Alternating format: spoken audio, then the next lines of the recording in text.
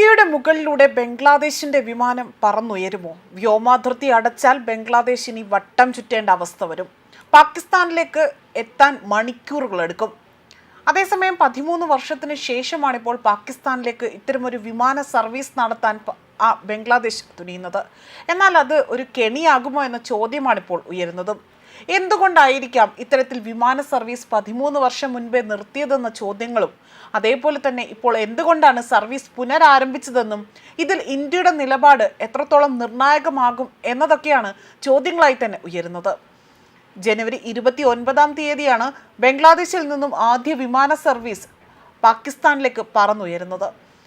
അതേപോലെ തന്നെ വലിയൊരു ഇടവേളയ്ക്ക് ശേഷം ബംഗ്ലാദേശിൽ നിന്ന് പാകിസ്ഥാനിലേക്ക് വിമാന സർവീസ് പുനരാരംഭിക്കുകയാണ് ചെയ്യുന്നത്.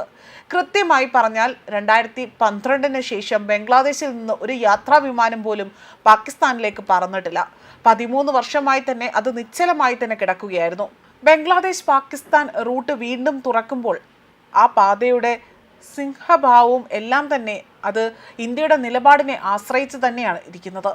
ആയതിനാൽ തന്നെ ഇപ്പോൾ ഈ ഒരു വിമാനയാത്രയിൽ ആകാംക്ഷാഭരിതരായി തന്നെ എല്ലാവരും അതിനെ ഉറ്റുനോക്കുകയാണ് ചെയ്യുന്നത്.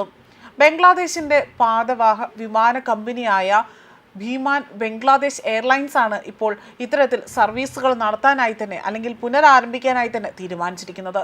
വർഷങ്ങൾ നീണ്ട ചർച്ചയ്ക്കൊടുവിലാണ് ബംഗ്ലാദേശും പാകിസ്ഥാനും ഈ ഒരു തീരുമാനത്തിൽ എത്തിച്ചേരുന്നത്. എന്തുകൊണ്ടാണ് ഭീമാൻ ബംഗ്ലാദേശ് എയർലൈൻസ് ഇത്രയും നാൾ പാകിസ്ഥാനിലേക്ക് പറക്കാതിരുന്നത് എന്നത് മാത്രമല്ല, പെട്ടെന്നൊരു തീരുമാനം അത് എടുക്കേണ്ട കാരണവും ഇവിടെ വിശദീകരിക്കേണ്ട അവസ്ഥയിലേക്ക് വരുന്നുണ്ട്. ബംഗ്ലാദേശ് വിമാന സർവീസുകൾ, അതായത് ബംഗ്ലാദേശ് സർക്കാർ ഉടമസ്ഥതയിലുള്ള ഭീമാൻ ബംഗ്ലാദേശ് എയർലൈൻസ് 29-ാം തീയതി മുതലാണ് ഇത്തരത്തിൽ സർവീസ് പുനരാരംഭിക്കുന്നത്.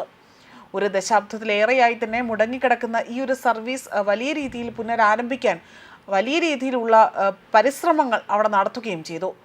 അതേസമയം പ്രാദേശിക സമയം രാത്രി 8 മണിക്കാണ് ധക്കയിൽ നിന്ന് പുറപ്പെടുന്ന വിമാനം രാത്രി 11 മണിക്ക് കറാച്ചിയിൽ എത്തിച്ചേരും. എന്നാൽ കറാച്ചിയിൽ ഇത് എത്തിച്ചേരണമെങ്കിൽ ഇന്ത്യ വ്യോമപാത തുറന്നു നൽകേണ്ടതുണ്ട്. അർദ്ധരാത്രി 12 മണിക്ക് പുറപ്പെട്ട മടക്ക വിമാനം പുലർച്ചെ 4:20-ന് ധക്കയിൽ എത്തിച്ചേരും. 2024-ൽ ഷെയ്ഖ് ഹസീനയുടെ നേതൃത്വത്തിലുള്ള സർക്കാർ വലിയ രീതിയിൽ അവിടെ നിന്നും അധികാരത്തിൽ നിന്നും പുറത്തു പോയതിനു ശേഷം ബംഗ്ലാദേശും പാകിസ്ഥാനും തമ്മിലുള്ള ബന്ധം കൂടുതൽ ശക്തമാവുകയാണ് ഉണ്ടായത്.